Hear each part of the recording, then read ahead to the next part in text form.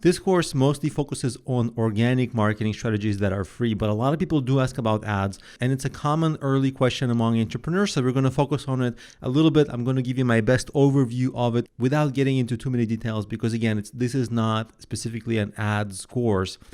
This video is brought to you by EpiPies Academy. But because organic marketing strategies can take some time and entrepreneurs deal with stress because they get no traffic, what to do, and so there is a really common impulse of buying ads. And ads have a very compelling promise because, of course, you want to put $1 in and advertise for $1 and hopefully get $2 out. And if you can do that, you can run unlimited ads and grow your business that way. No need for organic strategies. The main problem is that you put $1 in and you get a penny out. In most situations, it's really hard to run ads profitably because most of the ads are expensive. It's hard to create ads that are effective at conversion and so on and so on. There's just a lot of challenges with them.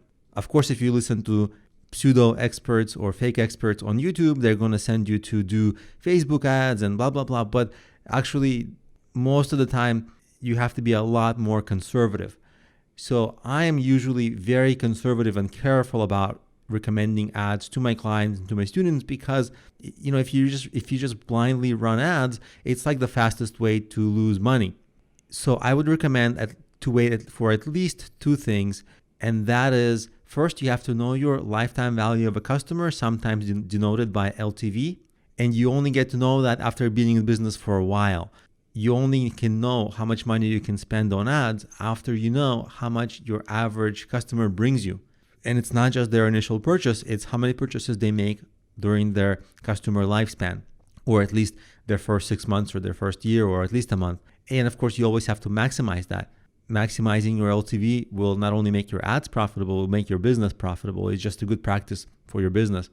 And the second thing you have to do before you run ads is make sure that your website or your sales funnel or wherever you're driving your traffic to is actually well made and highly converting.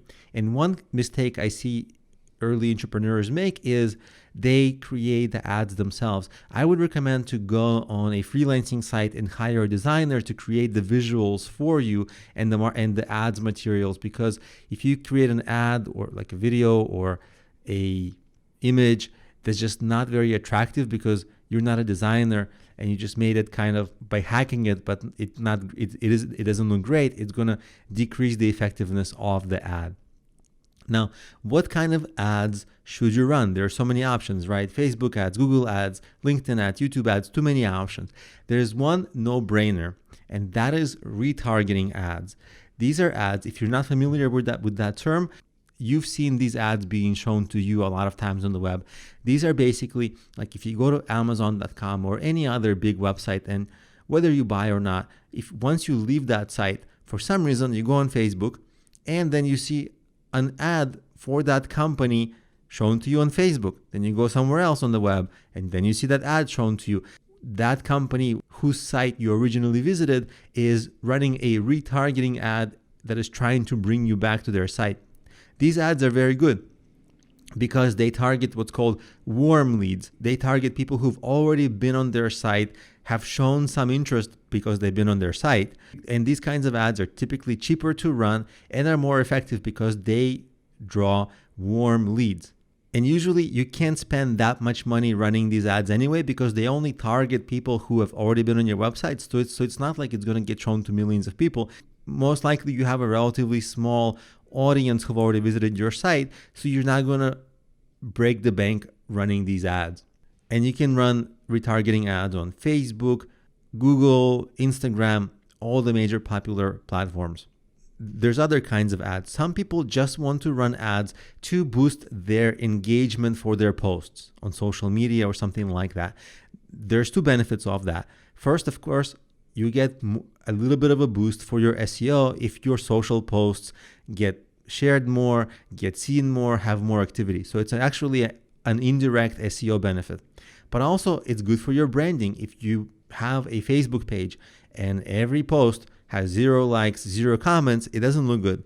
But if you run a little bit of ads to get some likes and to get some comments, or if you have Instagram and like you boost your posts a little bit to get a little engagement, then it suddenly makes your Facebook page or Instagram look much more attractive. So it makes your personal brand look like it has more engagement. And then next people who come, they see, wow, there's a lot of engagement here, must be interesting. And they'll be more likely to follow you as well. And so that actually will help you organically and naturally grow your social media account.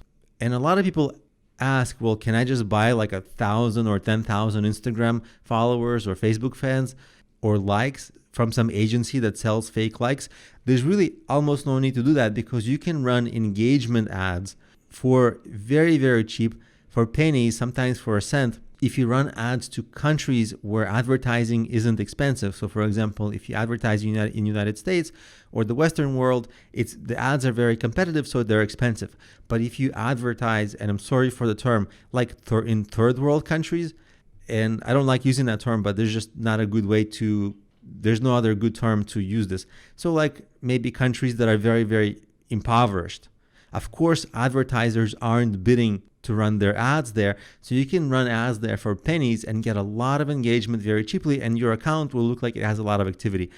So that way you get actual real people to engage with your brand, and you don't need to go to some fake agencies to buy fake likes or followers or anything like that.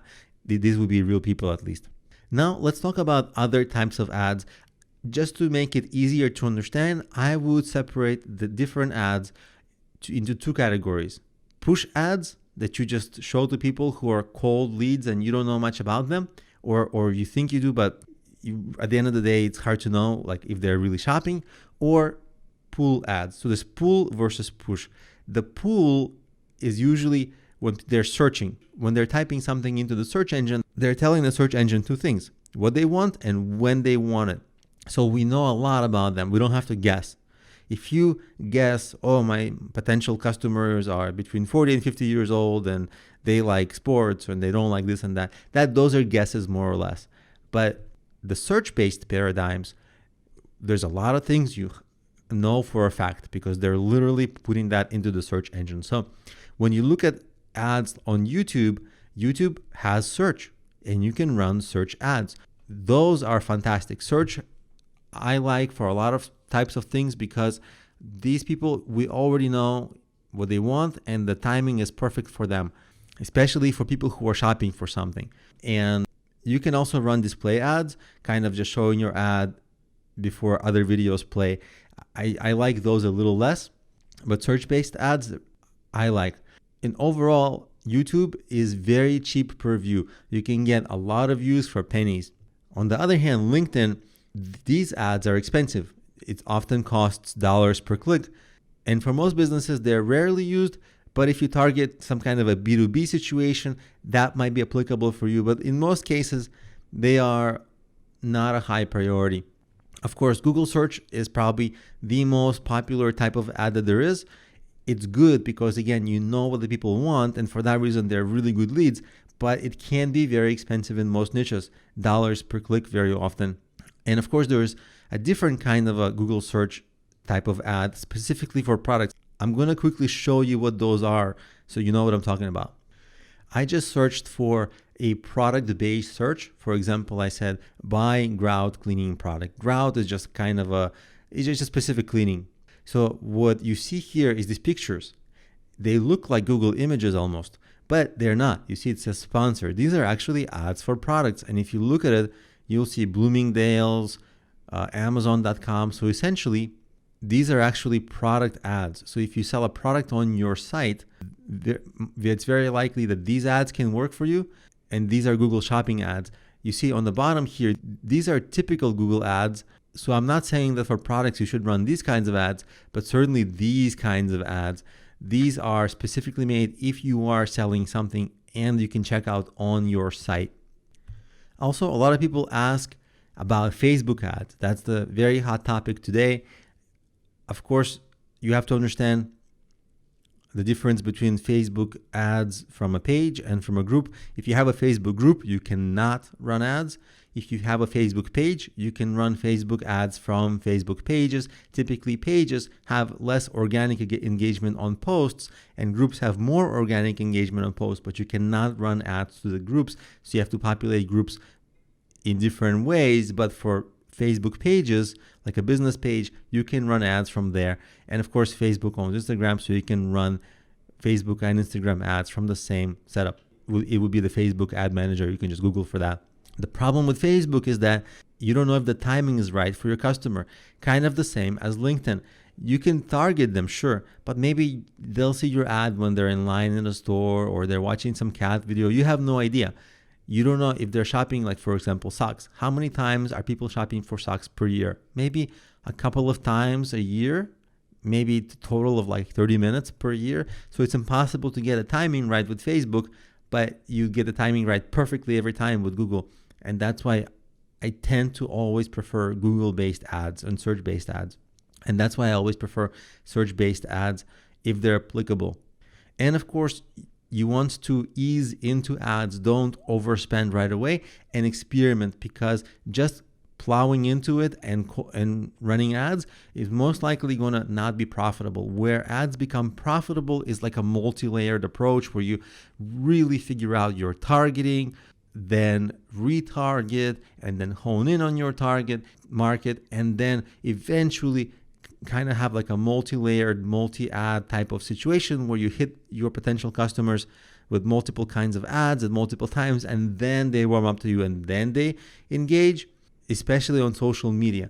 On search-based paradigms, it's different, because if they're shopping and searching for something, they're more ready to buy, but still, it's more complicated than other people make it out to seem. So experimenting slowly and being persistent with it long term, you'll get it right and you'll run ads profitably. But just trying it, losing a couple $100 and then quitting, that just doesn't get anyone far. So hopefully that's been a good ad overview for you, so that you can know what to expect from each kind of ad and when to run them.